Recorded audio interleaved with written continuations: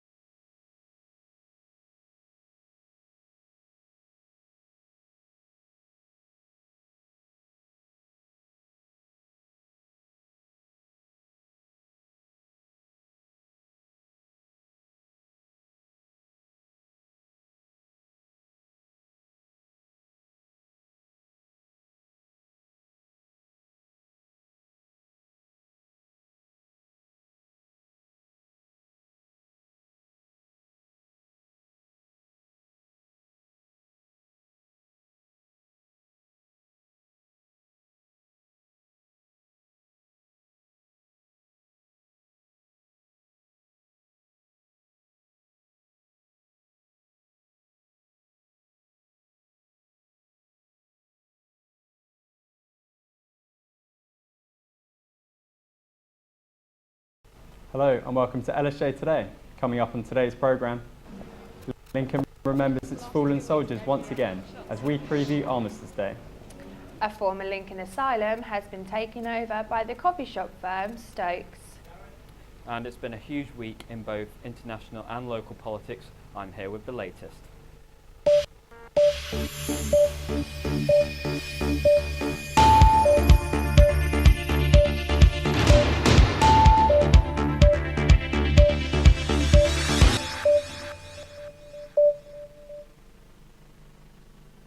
Mulcahy. And I'm Samuel Gilberts and you're watching Lsj Today live from the University of Lincoln newsrooms.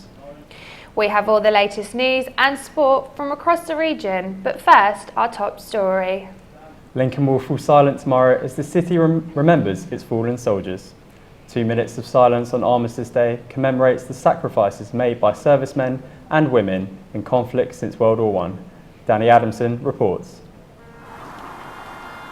Thousands of servicemen and women from Lincolnshire paid the ultimate sacrifice and laid down their lives in both World War I and World War II. Their contributions, alongside the invention of the tank in Lincoln, played pivotal roles in bringing an end to the conflicts. Certainly in the First World War, Lincoln plays a very important role. First of all, I suppose what most people think of is Lincoln is the birthplace of the tank. The tank was actually originally designed and developed by William Foster and Company, and their factory was on Tritton Road. It did help to break the stalemate to some degree, because obviously the war quickly became bogged down with 2 series of trench systems stretching right from the Belgian coast right to the Swiss border. And of course it's quite difficult to break that down just using men and rifles. It's 100 years on since the Battle of the Somme, in which the tanks invented in Lincoln were put to use, with commemorative centenary services taking place across the county. Well, nationally, we had a big celebration at Tapeville, but locally in Lincolnshire, we celebrated the centenary of the Somme. As you know, the Somme started on the 1st of July 1916 and ended in November 18th. For the first week, we were up at the castle where there was the display of poppies at the castle, and we also allowed people to lay crosses, remembrance crosses, outside the cathedral. The British Legion, in their new appeal, are urging people to remember the new generation of veterans. It is important because in most cases people have given their lives for our freedom. And the other part of it is that they were involved in conflicts which we don't need to be in. And that is why we need to remember those that they gave their lives to. With the names of those past engraved in stone and a symbol of commemoration in the poppy, age will not weary them, nor the years condemn. Lincoln will remember them. Danny Adamson, Lsj Today. It's been a huge week in both international and local politics. You'd be forgiven for not keeping up with it all, so here to hopefully provide some clarity is our political correspondent, Jared Johnson. Well, where else is there to start other than the election of this man, Donald Trump, as the 45th President of the United States of America? Against all the odds, despite all the opinions, among all the controversy, he is the man to lead the White House for the next 4 years at least. The celebrity businessman was roundly criticised for running a divisive campaign, but let's see what he had to say during his acceptance speech. Now it's time for America to bind the wounds of division. Have to get together. To all Republicans and Democrats and independents across this nation, I say it is time for us to come together as one united people. It's time. I pledge to every citizen of our land that I will be president for all Americans, and this is so important to me.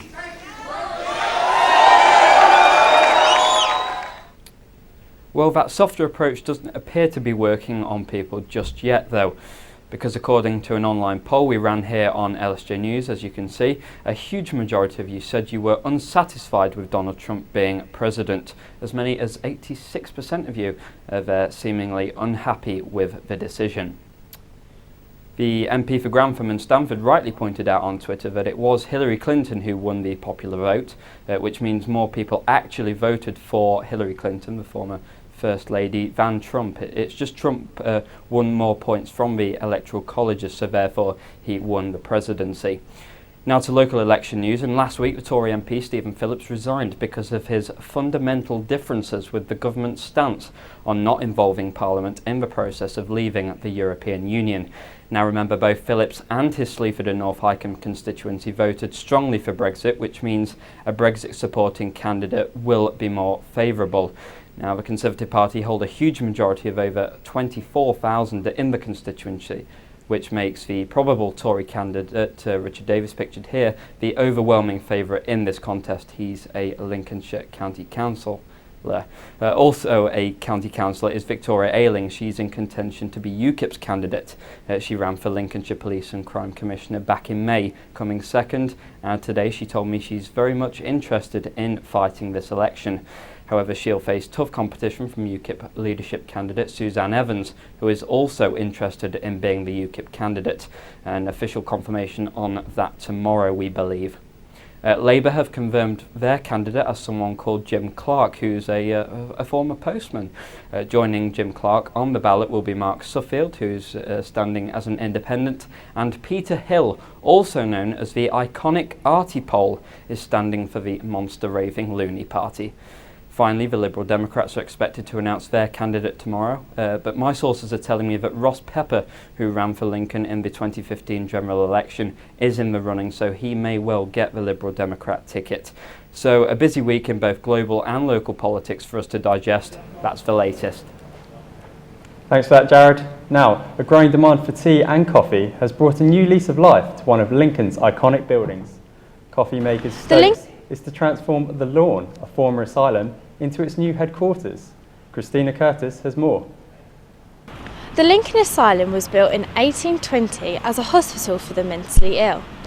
It became famous due to Dr. Edward Charlesworth, who used non-restraint methods when dealing with patients, which was very uncommon at the time. It was closed down by the NHS in 1985 and taken over by Lincoln City Council. The Lawn was put on sale 2 years ago and has been highly sought after. It was confirmed in August this year that local business Stokes Tea and Coffee will be the new owners.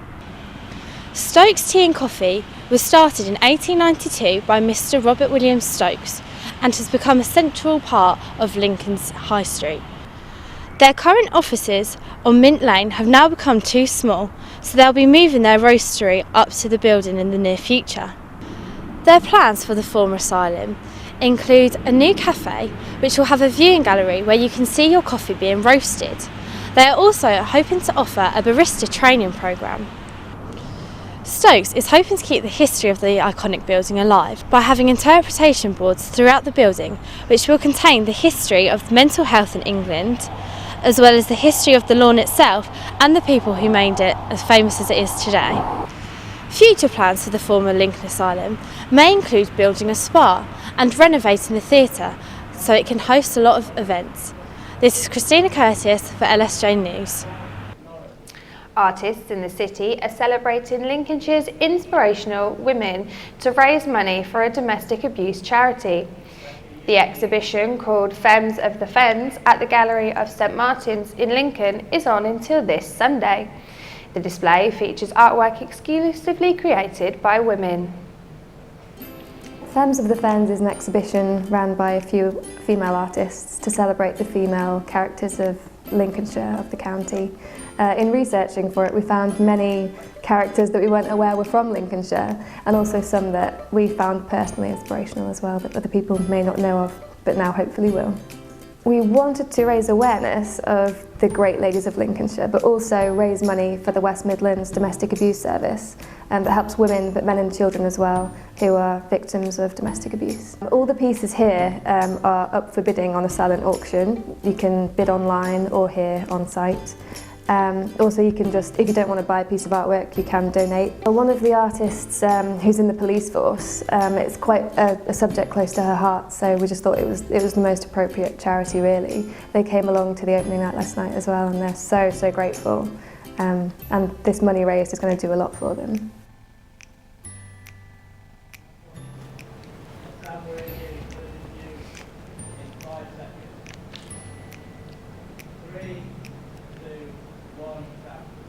So that exhibition features art by women in aid of women who have been victims of domestic abuse. Becky Lancashire is here to tell us a little bit more about what the charity does. So the Femmes of the Femmes exhibition this week has all been in aid of West Lincolnshire Domestic Abuse Service, a Gainsborough-based charity. The service provides support and assistance to women, men and children suffering or fleeing from domestic abuse, and provides safe, emergency, temporary accommodation to those who need it. Through fundraising, the charity is able to provide services such as this, along with various outreach programmes. So the money raised through this art auction this week at St Martin's will allow them to continue their work. Thank you, Becky. Now, for more news from around the region, 2 teenagers have been sentenced to 20 years in prison for the murder of a mother and daughter in Spalding. The pair were just 14 when they stabbed Elizabeth Edwards and her 13-year-old daughter Katie at their home in April this year. One of Lincoln's main high street stores could be under threat, as Marks & Spencer has announced that it will be closing 30 outlets across the UK. The company is moving towards expanding its profitable food halls after poor profits on homeware and clothing. Plans for a new food hall at St Mark's have been approved by the City of Lincoln Council and will begin at the end of the year. A new park and ride service will be available this year for Lincoln's Christmas shoppers to get them into the city centre during ongoing roadworks. The service, which has been arranged by Lincoln Big, will run from the main A15 showground entrance on December 9th, 10th and the 11th, as well as December the 16th, 17th and the 18th. Buses will be running every 20 minutes or less, costing £2.50 for a return per adult, and with children being able to ride for free. It's already starting to feel cold, and Lincolnshire County Council warns this winter's weather will be severe. The council predicts temperatures will plunge with a high possibility of snow. Daniel Kahn has more. The temperatures have dropped, and winter is almost upon us. It's set to be the harshest winter in Lincoln for 3 years, and after 2 mild winter seasons, Lincoln is set for a cold chill in the next few months. We had a meeting with the Met Office, who are our forecasters, last week. The last couple of winters we've had, we've been quite lucky, you could say lucky, in that they were mild winters compared to the average, and certainly some of the cold winters we had in sort of 2010 or 2011. But the message that they were giving, which was pretty clear, is this winter is not going to be mild. And just how do the experts prepare for the winter months? I've got the road surface temperature, which is the red line, and the green line is the dew point. And that's when I'm making a decision about whether to go gritting. That's kind of what I'm interested in. You can kind of see the fronts moving across, and you can sort of time your operations as to when they'll hit Lincolnshire and which parts, and you can zoom in on this. The County Council have been given a record high £4,870,000 budget to battle the elements this winter. Much of this money will be used to supply the gritters and refill the depots that keep the grit salt through the season. Lincolnshire County Council advice is to stay off the road and not make any unnecessary journeys if possible. If you are, stay vigilant on the roads because ice could show up at any time, and also stay wrapped up this winter. It's going to be the coldest in 3 years in Lincoln, and as a famous character always says, winter is coming. Daniel Kahn, Lsj Today, Lincoln. Now still to come, we have some sport and even more on that winter weather.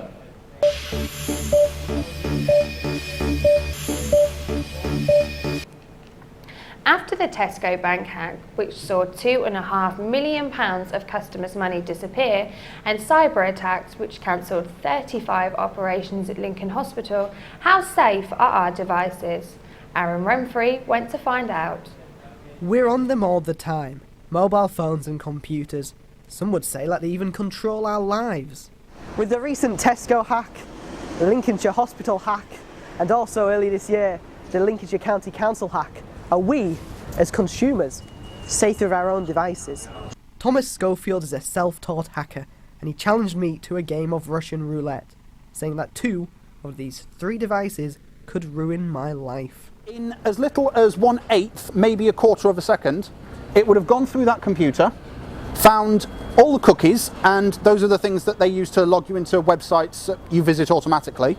So it's found your email address, your password, everything that's automatically stored on your computer, and by the time you realise what you've plugged in, it's too late because it's already uploaded to something like Dropbox or someone's Google Drive. But with hacking being as easy as plugging in a pen drive, how safe actually are we?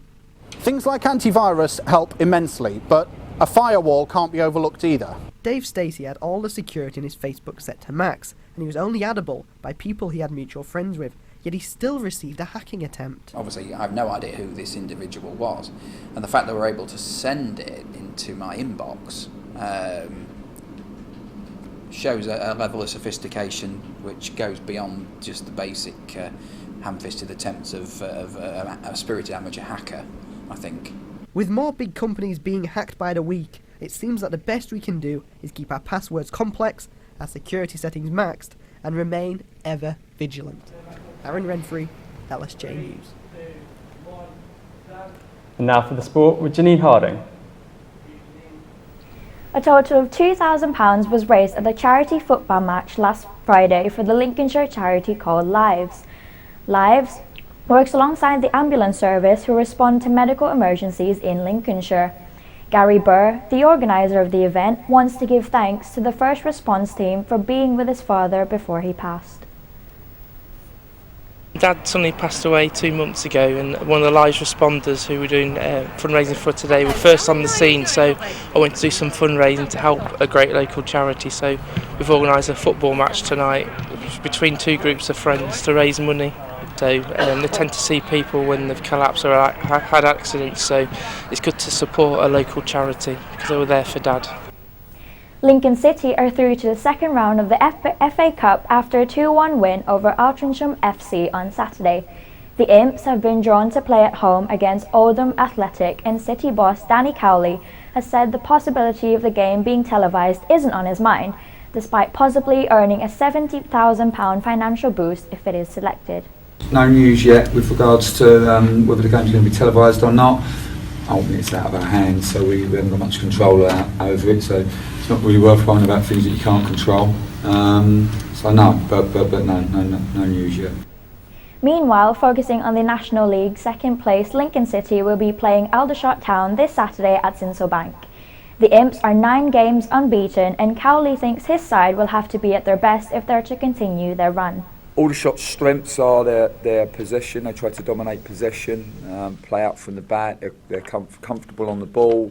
They've got good movement, some nice rotation, some good attacking players. Got some pace in wide areas.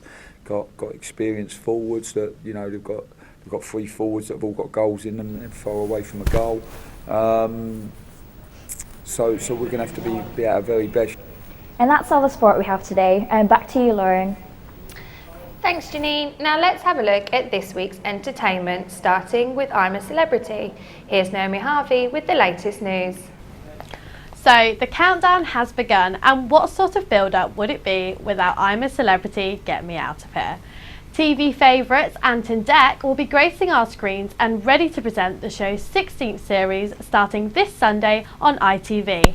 The duo will be throwing in a host of celebrities into the jungle, including media personality Carol Vorderman, actor Larry Lamb and Strictly Come Dancing favourite Ola Jordan.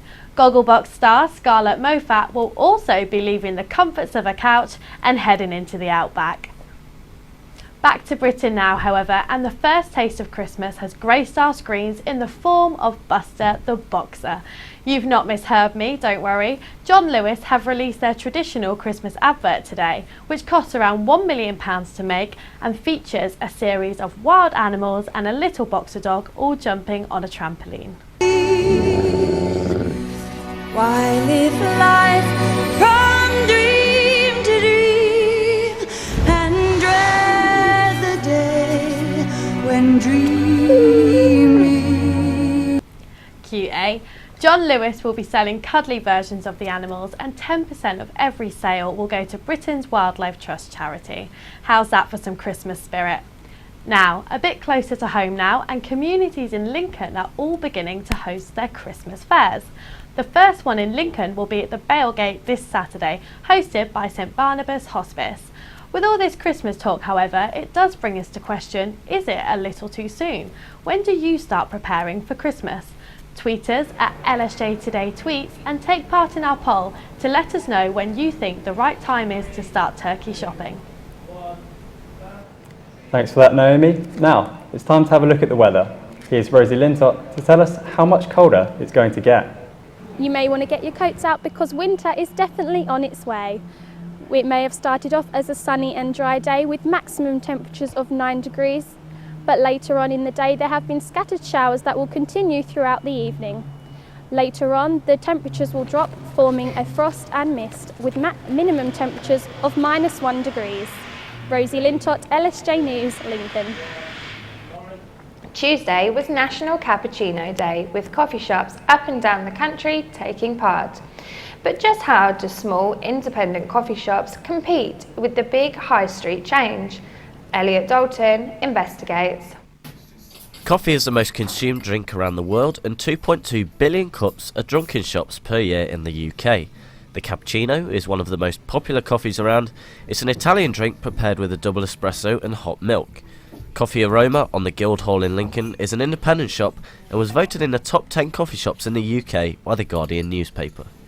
We really do try to make a conscious effort to make it not as quirky but different, its own kind of identity, as opposed to going to every other store in the country of Starbucks. You'll find they're all very similar, whereas here we just try to make it unique, and just this shop is its own kind of being, and it's just to be left as it is. Lincoln is home to many independent coffee shops, with Steep Hill hosting as many as 6 alone. The independent shops hold a 30% share of the coffee shop market, with branded chains claiming 31% and non-specialist shops, the ones you find in supermarkets and service stations for example, leading the market with a 39% share. We focus on service and quality of our products at the end of the day. At the end of the day, we can never kind of compete with their turnover and quantity, so we focus on what we do well. Costa is the most popular chain in the UK, adding 171 outlets in 2015. Along with Starbucks and Caffè Nero, these three hold more than 50% of the branded chain market and dominate high streets up and down the UK. But with a focus on specialty coffee and repeat custom, independent coffee shops won't be dying out just yet. Independent coffee shops like this one aim to make the taste of their coffees a lot better than the chains you'd see like Costa, Starbucks or Caffè Nero, who tend to go off the convenience route of grabbing a coffee when you can before work or whenever you have time. Independent shops like these also go off the sit-down experience of having a coffee with your friends whilst having a chat.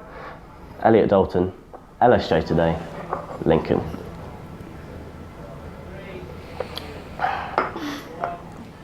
So, Lauren, what's your favourite coffee then? Oh, I think my favourite coffee would have to be a cappuccino with a shot of caramel from Costa. I think that's the best one for me. Why are you shaking your head? Coffee, not for me at all. Much more of a tea man. Oh, no. And that's all from us here today at Lsj Today. Thank you for joining us. You can catch up with us on social media at Lsj Today tweets and on Facebook at facebook.com/LSJ News. You can also look us up on YouTube and contact us on our website lsjnews.co.uk. See you soon.